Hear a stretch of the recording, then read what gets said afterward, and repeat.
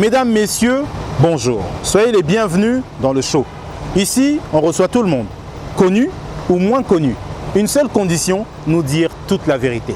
Je suis l'homme à la veste rouge et aujourd'hui, je reçois un entrepreneur spécial. Il s'appelle Richmar Senso. Il est aujourd'hui à la tête d'un des plus importants festivals événementiels de jeunes nommé Dimanche Zen. C'est un numéro spécial dans Parlons bien, parlons vrai.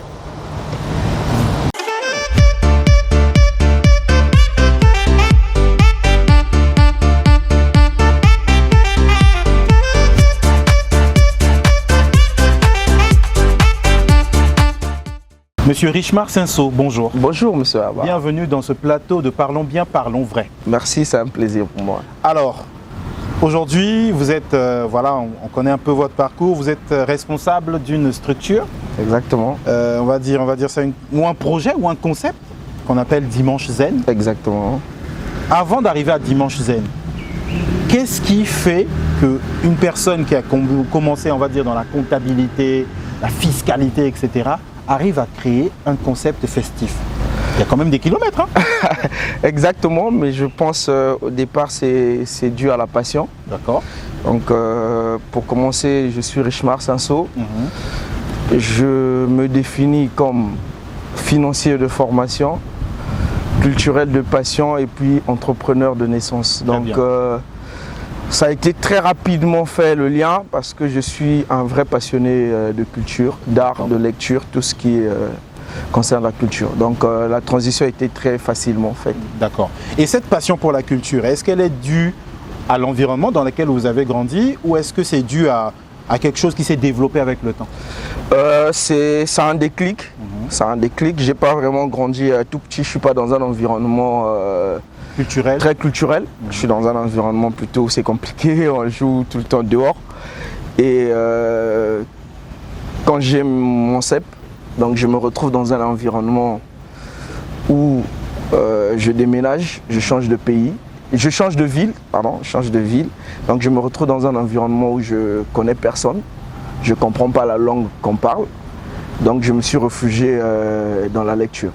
Donc c'est à travers la lecture que je découvre qu'il existe beaucoup de possibilités, beaucoup d'autres choses que ce que j'avais l'habitude de voir. D'accord. Donc je suis tombé, je salue mon grand frère, je suis tombé chez lui, il avait une bibliothèque et il y avait une collection de livres qu'on appelle À l'écoute du monde, édité par Présence africaine à l'époque des indépendances et de la colonisation. Donc il y a un couple de Sénégalais qui crée une édition à Paris qu'on appelle Présence africaine et qui regroupait quasiment tous les grands écrivains afro-américains et africains. Donc Tchikaya Outamsi, Richard White, Baudelaire. Évidemment, il a pris d'autres écrivains français, donc La Fontaine.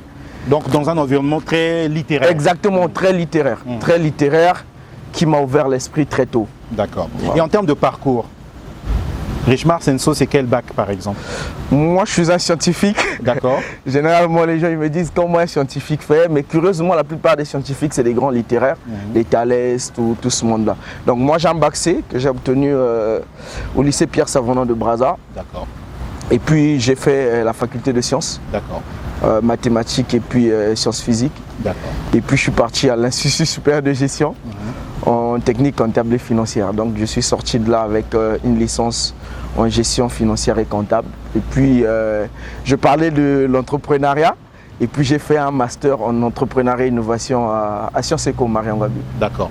Alors, on sait aujourd'hui qu'il y a RS Management. Oui. Qu'est-ce qui a impulsé ou vous a poussé à créer RS Management? Et c'est la même chose, la passion. J'aimais tellement, j'aime encore aujourd'hui tellement tout ce qui est musique, peinture, littérature. Et à chaque moment, j'étais un peu le point focal de mes amis, me demandaient mais il y a telle activité au CCF, il y a telle activité. Est-ce que tu connais tel artiste? Est-ce que tu peux me mettre en relation? C'est d'où est venue l'idée. Donc j'ai créé RS Management, qui est une boîte, structure spécialisée dans l'événementiel. Très bien. Tout ce qui est événementiel, management de projet, création de concepts, management d'artistes. Et puis location de tout ce qui est produit événementiel, donc notamment podium, lumière, sono, voilà, tout ce qui tourne autour de l'événementiel. D'où est partie la passion. Et puis, Très bien, donc ça veut dire que RS Management, entre autres, vous produisez aussi des artistes musiciens? Oui, pour l'instant je ne produis pas exactement, mais je suis dans le booking, c'est-à-dire tu as besoin d'un artiste, par exemple Pattern, Maestro ou bien, je ne sais pas, DJ Bookson. Moi, la structure RS Management, je peux vous booker l'artiste.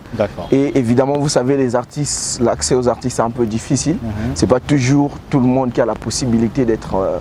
Donc nous, on fait ce travail-là. Et puis j'ai un catalogue de quelques artistes avec qui je travaille, qui sont signés RS Management, que je manage au quotidien. Alors, Monsieur Richemar Senso, vous êtes, voilà, RS Management, label d'événementiel, de booking, et c'est très bien ce que vous faites. Mais aujourd'hui, on sait que derrière RS Management, il y a un véritable projet aujourd'hui qui est en train de toucher la jeunesse et qui est en train d'impacter. Il s'agit de Dimanche Zen. Exactement. Parlez-nous de Dimanche Zen, de quoi il s'agit et comment ça a commencé. D'accord, mais bon, comme je disais, tout part de la passion. Je suis passionné de culture et j'aime bien tout petit organiser des événements. Donc j'ai commencé par les after-work et puis les soirées cinéma. Donc lors de mes nombreuses lectures, je tombe sur un article sur Jeune Afrique qui parlait d'un événement qui se passe à Abidjan. Et l'événement s'appelle Asandei. Donc dimanche, ils appellent Asandei. Et j'avais tellement aimé le concept et que je me suis dit je voulais faire la même chose chez moi. Donc on n'invente pas la roue. Donc je suis parti de ce concept-là que j'ai adapté ici. Donc pendant le confinement, je fais un statut où je disais après le confinement, j'organise un événement, tout ça. Et quasiment la moitié de mon répertoire me dit ah, c'est une bonne idée, vas-y. Donc du coup, je sors du confinement et je me suis dit je ne pouvais pas le faire seul. Donc il fallait que je trouve des profils, des amis avec qui on a lancé Dimanche Zen. Donc j'ai créé un collectif, voilà. J'ai créé un collectif qui s'appelle Collectif Zen Attitude. Voilà pourquoi. Ce n'est pas RS Management qui organise Dimanche Zen, mais c'est le collectif parce qu'il y a plusieurs profils dans ce collectif-là. Donc je suis avec des amis. Et d'où est venue l'idée de Dimanche Zen? Dimanche Zen, ça consiste à faire quoi? C'est un événement open party qui se passe un dimanche dans le mois et de préférence chaque fois dans un endroit différent. Donc on est parti du constat aussi qu'avant pour sortir, pour s'ambiancer, il fallait aller dans la boîte, dans une boîte de nuit. Et généralement, il faisait chaud, il n'y avait pas assez de place et on jouait les mêmes musiques. Donc on s'est dit, pourquoi ne pas proposer la même ambiance des boîtes dans un endroit ouvert, mais qui commence la journée avec des jeux, de telle sorte que les gens peuvent venir en famille pour s'ambiancer. Et un autre constat, c'est que dimanche, à partir de midi, tout ce qui travaille pense déjà à lundi. Ils se disent lundi, il y a le boulot, donc il y a le stress. On se dit, on met un événement sur ce créneau-là qui permet aux gens d'oublier un peu lundi pendant une période, pendant un temps, et puis recharger les batteries pour être en forme lundi. Voilà, c'est un peu là. C'est très bien. Et donc si je comprends bien, c'est un concept, on va dire, open party, comme vous avez dit. Exactement. Et donc il y a beaucoup de jeunes dessus. Exactement. Notre cible, c'est des jeunes. C'est les jeunes. Exactement. Et on va dire 4 ans à peu près, parce que c'est au sorti du confinement. Oui, donc ça va faire 3 ans et demi exactement. On fera 4 ans en mars 2025. D'accord. Et on va dire en 4 ans. En 4 ans, comment est-ce que vous voyez, quel est le retour des gens par rapport au concept Dimanche Zen? Le retour, il est plutôt positif, très positif. Par exemple, je vais vous prendre la première édition, nous on visait 100 personnes. Dès la première édition, on était surpris. On avait eu 174 personnes. Et la dernière édition que nous venons de faire à Pont-Noir, nous avons eu plus de 1200 personnes. Donc 1200 personnes. C'est pour dire le banc qu'on a fait. Et le concept a commencé à Brazza et aujourd'hui on le fait sur 2 villes. Pont-Noir, Brazza sur chaque mois. Et on a beaucoup de sollicitations d'autres villes, d'Olésie, Oyo, Kaï. Donc c'est pour dire que le concept a été très bien reçu par les gens. Les gens, ils apprécient. Seulement, quand il y a des remarques et des suggestions, nous sommes très ouverts pour tout ce qui contribue à l'amélioration du concept. Donc on a une boîte à idées, boîte à contributions. Donc on prend toujours avec beaucoup de plaisir les remarques des gens pour essayer de s'améliorer. Donc je pense que les gens ont bien accueilli le concept. Très bien. Alors, vous êtes dans l'événementiel, donc vous organisez des événements, il y a beaucoup de jeunes autour de ça, ça se passe très bien. Mais comment est-ce qu'on fait pour arriver à atteindre 1200 personnes sur 4 ans à peu près, maximum, Oui. alors qu'on sait que l'environnement, en ce qui concerne notre environnement, l'accompagnement événementiel, les sponsors, les partenariats, c'est dur. Comment vous faites? Mais effectivement, c'est dur. Effectivement, c'est dur. Mais encore une fois, moi, c'est mon maître mot dans ma vie, c'est la passion. Je pense que quand on voit ce que vous faites sur Je consomme congolais, je pense qu'il y a la passion dedans. Vous vous êtes pas dit, je lance Je consomme congolais pour avoir de l'argent. J'aime faire les choses, j'ai envie de mettre les gens en lumière et vous allez recevoir les gens qui vont venir en retour. Donc nous, la première édition jusqu'à la deuxième édition, on n'a pas de partenaire. Mais on est passionné de ce qu'on fait, on se donne à fond, on met nos moyens. Et en voyant ça, on a eu quelques partenaires. Donc nous travaillons avec une compagnie brassicole de la place qui nous accompagne, avec qui nous avons un partenariat sur une année qui se renouvelle tacitement. Très bien. Et puis à côté de ça, de temps en temps, il y a d'autres partenaires qui arrivent. Évidemment, ce n'est pas facile parce que nous sommes dans un environnement où les sociétés, les marques, ils ne comprennent pas vraiment l'importance, pourquoi je m'associe avec tel groupe de personnes, pourquoi moi je vends déjà. C'est vrai que c'est une erreur grave qu'ils font parce que Coca-Cola, il fait toujours de la publicité. Mais les mentalités changent avec l'avènement des réseaux sociaux, l'influence. Je pense qu'ils sont en train de comprendre que c'est important de s'associer. Donc nous, on ne se plaît pas à ce niveau, on fait avec les moyens que nous avons. Je pense que quand ils vont comprendre, ils viendront vers nous. Mais ça commence déjà très bien. C'est très bien, vous persévérez et ça c'est bien, c'est la vision de l'entrepreneur. Alors, quelle est la prochaine étape après Dimanche Zen? La prochaine étape, on a personnellement et collectivement une grande ambition. On veut que Dimanche Zen devienne un festival. Il y a beaucoup de festivals qui existent au monde. Les plus grands, c'est Afro-Nation, Coachella. C'est des festivals où les droits d'entrée sont extrêmement chers parce qu'il y a tout un environnement, tout un écosystème qui te permet, quand tu arrives, tu te sens bien, on te vend vraiment une expérience client. Donc nous voulons arriver à ce niveau-là. On a fait Dimanche Zen, c'est une étape. On fait Point Noir aujourd'hui. Pourquoi pas faire Dimanche Zen à Paris? Pourquoi pas faire Dimanche Zen à Kinshasa? Pourquoi pas faire Abidjan? Donc vraiment l'objectif c'est de faire Dimanche Zen un festival. Itinérant.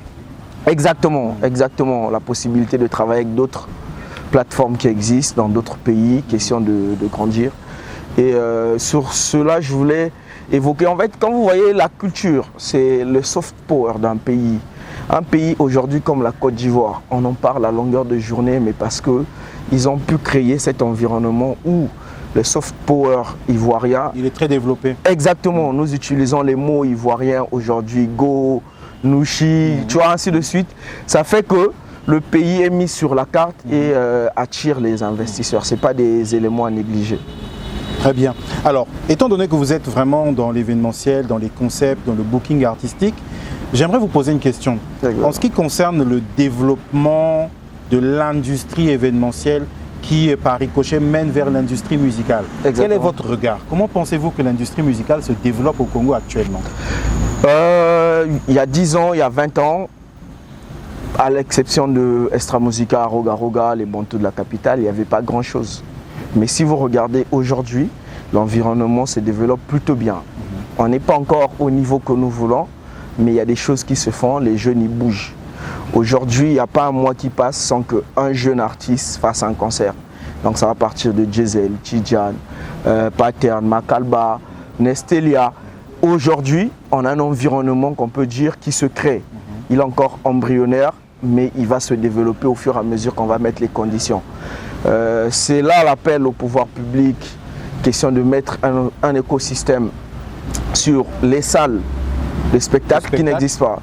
Donc aujourd'hui, nous avons un pays où si tu fais produire un artiste de calibre du genre, je ne sais pas ceux qui produisent Fally s'ils gagnent de l'argent, j'en sais rien, mais si vous produisez un artiste comme Fally, Davido, qui vous coûte énormément en termes de cachet, vous le mettez dans quelle salle pour rentabiliser? On a à peine le Parlement qui fait 1500 places. Même si vous mettez le billet à 25 000, vous ne gagnez même pas le billet d'avion de son équipe. Donc c'est pour dire, il est temps à ceux qui nous gouvernent de mettre les conditions à ce que cette industrie culturelle qu'elle soit musicale, qu'elle soit humoristique, qu'elle soit se développe par une grande salle, ça peut être un parc d'exposition, ça peut être un palais de la culture, ça peut être un environnement plus grand qui favorise, notamment aussi avec les lois, les statuts d'artistes qui avaient été votés il y a, je crois, 3 ans par un député. Donc je pense qu'il est important aujourd'hui de prendre à bras le corps ces secteurs-là parce que ça peut susciter vraiment, ça crée beaucoup de métiers, beaucoup d'emplois. Et ça crée le rayonnement pour le pays. Donc je pense qu'il y a 10 ans, on était très loin, mais aujourd'hui, on fait des efforts. C'est très bien. Alors, RS Management, est-ce que peut-être à terme, vous voyez peut-être arriver dans de l'industrie, par exemple, cinématographique? Ça fait partie des ambitions. Tu me donnes une perche, on vient de lancer un concept sur le cinéma qui s'appelle Cinézen. C'est le cinéma en plein air. Encore une fois, ça va être itinérant pour casser la monotonie. Donc, chaque mois, c'est un jardin qu'on choisit. On fait un film, l'exposition d'un film sous les étoiles. Ça peut être un film congolais, africain ou bien peu importe. Donc, moi personnellement, les ambitions que nous avons, c'est dans le domaine du divertissement et du loisir parce que je pense qu'il y a beaucoup de choses à faire. L'une des causes de l'oisivité, des phénomènes bébé noir, c'est toutes ces choses-là.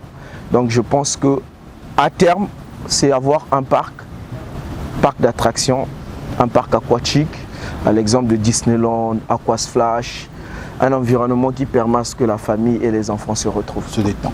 Alors, Monsieur Senso, on sait que vous êtes à cheval un peu entre RS Management et d'autres activités professionnelles. Exactement. Alors, comment est-ce qu'on fait pour concilier en termes de timing, tout ça là? Parce que c'est pas toujours évident. Hein.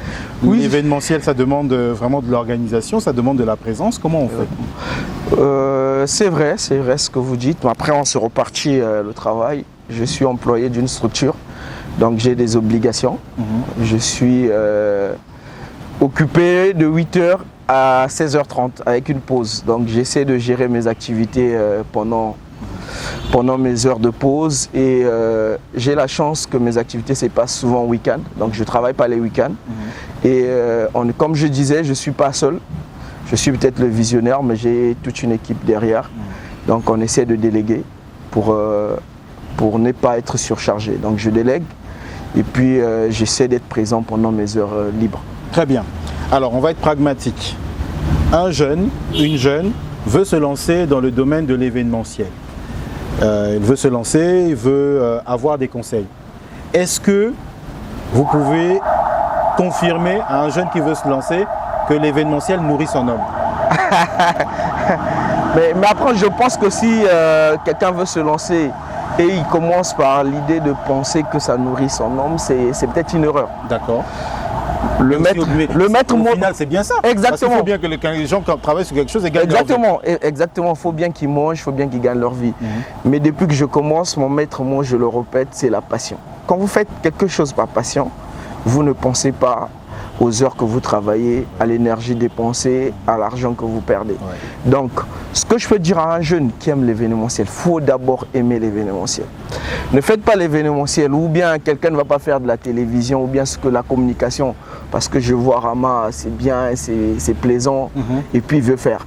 Il ne tiendra pas longtemps. Faites quelque chose parce que vous aimez la chose. Moi, je peux passer des heures et des heures à faire ce que je fais, même sans qu'on me paye.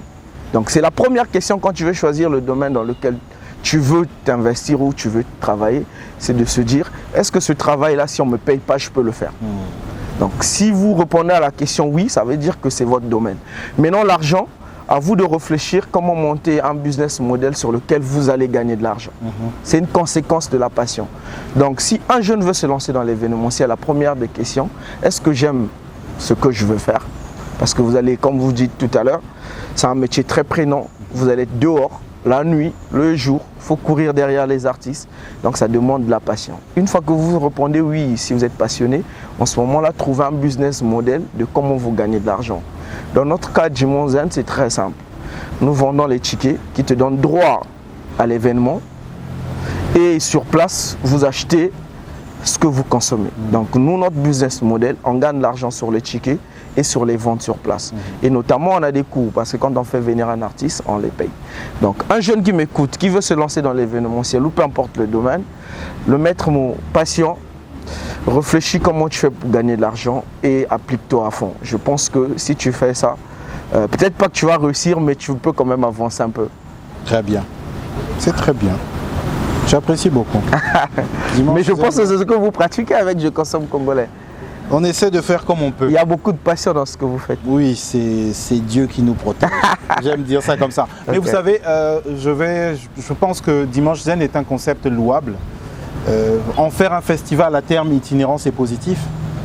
Qu'est-ce que vous pouvez dire, pour chuter, parce que là on arrive à la fin, qu'est-ce que vous pouvez dire à toutes ces personnes-là qui ont des idées, mais qui peinent à se lancer? Ouais, bah, très pratique. Vous avez une idée, ça peut... Généralement, une idée, c'est une idée. Et autant de gens peuvent avoir la même idée que vous. Tant que vous ne vous lancez pas, ça restera une idée qui va rester. Vous allez la croire bonne, mais elle n'est pas forcément bonne. Donc la première des choses, on va faire scientifiquement, on fait les tests dans les laboratoires. Tu peux faire une édition zéro. Je prends un exemple. Un jeune qui veut faire par exemple un événement comme Dimanche Zen, il peut se dire je fais une édition zéro. C'est pas payant. J'invite les gens à l'événement que je veux faire. Tu sélectionnes les gens de ton environnement, ils peuvent être 20, 10 et tu fais un test. À travers eux, tu vas avoir un retour. Ils vont te dire ça a été bien, ça n'a pas été bien. Tout à fait. Et tu vas ajuster ton événement. Donc quand tu as une idée, qu'elle soit en termes d'événementiel, quelle que soit l'idée, la première des choses, c'est la tester à petite échelle. Une idée ça peut vous demander par exemple 20 millions pour la lancer, mais tester l'idée peut-être à 100 000. Parce que vous dites, je peux perdre 100 000, c'est pas bien grave. Et mettez-vous en tête que quand on lance l'entrepreneuriat, forcément vous allez perdre de l'argent. Et si vous n'êtes pas prêt à perdre de l'argent, ne vous lancez pas. Si vous n'êtes pas prêt à faire des sacrifices émotionnels, physiques, financiers, ne vous lancez pas. Donc quand vous avez une idée, écoutez votre petite voix qui vous parle, qui vous dit c'est une bonne idée et testez-la. Au moment que vous allez tester, je pense que vous allez avoir des retours qui vont vous permettre de l'ajuster si elle est bonne ou pas. Très bien. C'est vraiment ça. Monsieur Richemar Senso, merci.